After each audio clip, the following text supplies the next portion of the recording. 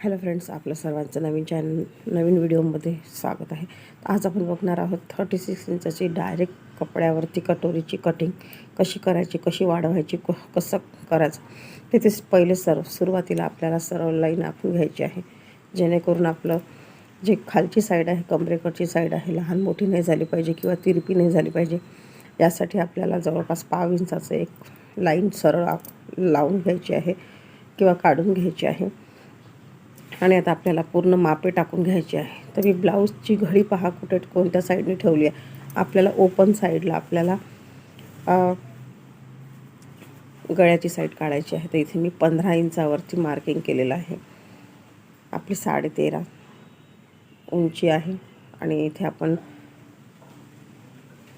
लांबी जी आहे ती काढून घेतलेली आहे, कारण आपल्याला पूर्ण ड्रॉ करून घ्यायचं आहे पहिले आणि नंतर मग कटोरी कशा प्रकारे वाढवायची आहे. कारण वेळेची बचत खूप महत्त्वाची आहे. जर घाई गडबड असेल किंवा लवकर ब्लाऊज द्यायचं असेल तर अशा प्रकारे सुद्धा आपण कटिंग करू शकतो. तर इथे मी पूर्ण मार्किंग करून घेतलेली आहे. छातीचा चौथा भाग प्लस 2 इंच आणि आता इथे आपल्याला सरळ लाईन आखून घ्यायची आहे अशा प्रकारे. आणि जी खुली साईड आहे त्या साईडने आपल्याला मार्किंग करायचं आहे गळ्याचं.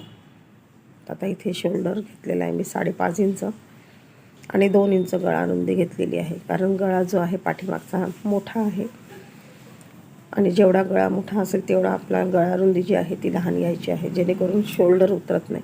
आणि शोल्डर उतरते याचा अर्थ आपल्याला शोल्डर उतार हा आर्महोलकडे न करता गळ्या रुंदीकडे करायचा आहे. तर इथे मी 6 इंचावर मार्किंग केलेली आहे गळ्याची.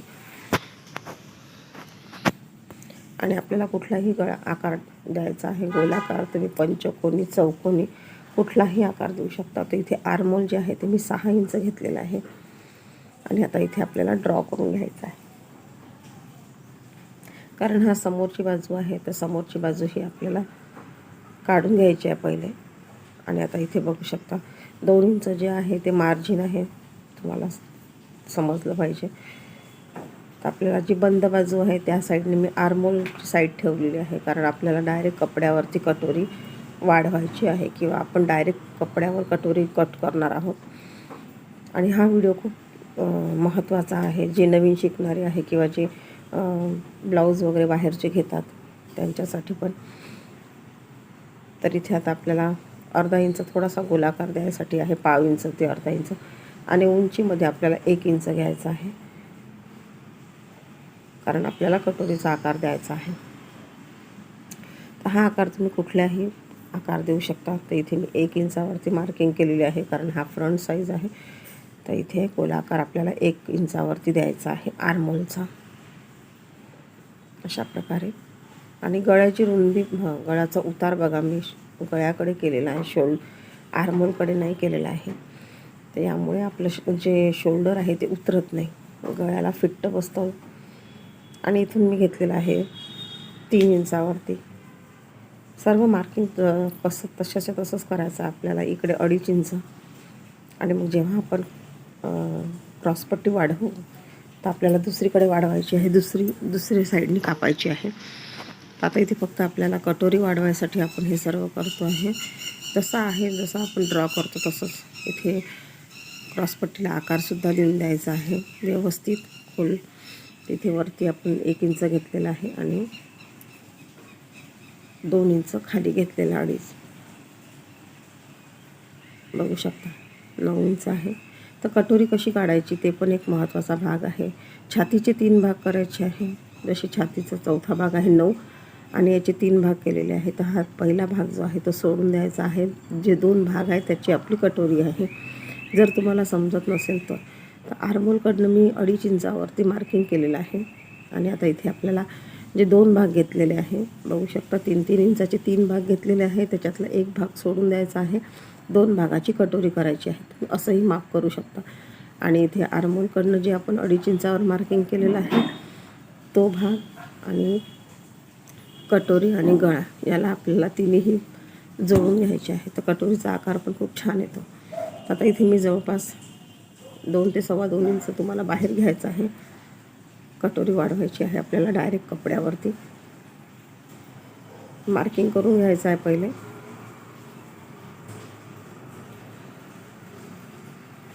आणि हे जेवढं अंतर आहे तेवढंच अंतर आपल्याला पुढे घ्यायचं आहे. तर मी गळ्याकडे पावभाग जास्त घेतलेला आहे, कारण आपल्या शिवणामध्ये जाईल किंवा आपण गळापट्टी, बटनपट्टी किंवा आयपट्टी लावू त्यासाठी.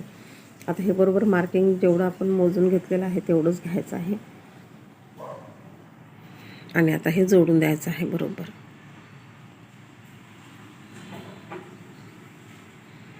म्हणजे आपली जी कटोरी आहे ती लहान मोठी होणार नाही.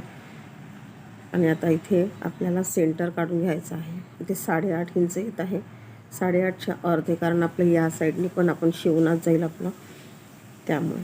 आता इथे बरोबर सेंटर काढून घेतलेलं आहे, कटोरीचा सेंटर पॉईंट.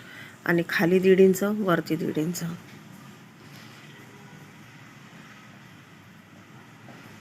तर कोणी 2 पण घेऊ, 1 ते 1.5 इंचापर्यंत पण घेऊ शकते. वरचा जो टक्स पॉईंट आहे तो. इथे एकूण आपलं 3 इंचाचं जी लाईन ड्रॉ झालेली आहे ती. आणि इथे मी 1.5 इंच थोडं जास्त घेतलेलं आहे. तर बघू शकता तुम्ही. आता हे तिन्ही भाग जे आहे ते आपल्याला जोडून घ्यायचे आहे. तर कटोरीच्या खालच्या साईडला पण मी 1.5 इंच जास्त घेतलेला आहे. अशा प्रकारे. आणि खूप सोपी पद्धत आहे. तुम्ही अशा प्रकारे सुद्धा कटोरीची कटिंग करू शकता. कापडाची बचतसुद्धा होते आणि वेळ पण आपला वाचतो. आता हे मार्किंग झालेलं आहे, आपण मार्किंग करून घेतलेलं आहे, ड्रॉ करून घेतलेलं आहे. आता आपल्याला बाहीची जी कटिंग आहे ती करायची आहे. तर बाही जी आहे ती 6 इंचाची आहे, तर 5 इंच आपलं तयार होऊन जाईल. आणि इकडच्या साईडने मी 3 इंच घेतलेला आहे गोलाकार द्यायसाठी.